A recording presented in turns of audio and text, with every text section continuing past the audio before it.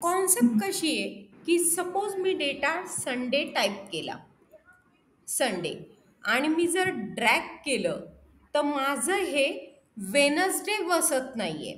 तर मी त्या कॉलमला क्लिक केलं, फॉन्ट ऑप्शनमध्ये गेले, एक ऑप्शन आहे अलाइनमेंटमध्ये श्रिंक टू फिट, ह्याला क्लिक केलं, ओके बटन क्लिक केलं.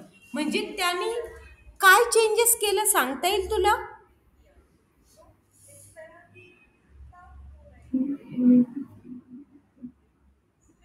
चेंजेस डाटा प्रॉपर बसवलेला. हा, कसा बसवला, काय टेक्निक वापरली त्याने?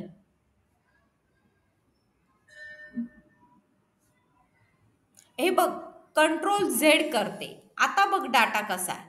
कंट्रोल वाय करते, आता डाटा कसा बसवला. तर काय केलं त्यांनी? इथं कंट्रोल झेड करा. कंट्रोल झेड केलं असं आहे बघ, आणि कंट्रोल वाय केलं, डाटा बसवलाय त्यांनी. नेमकं काय केलं?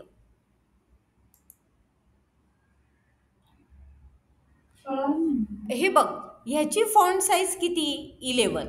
ह्याची किती बनवली? इथं दिसते 11 आहे, पण ती 11 पेक्षा कमी केली त्यांनी.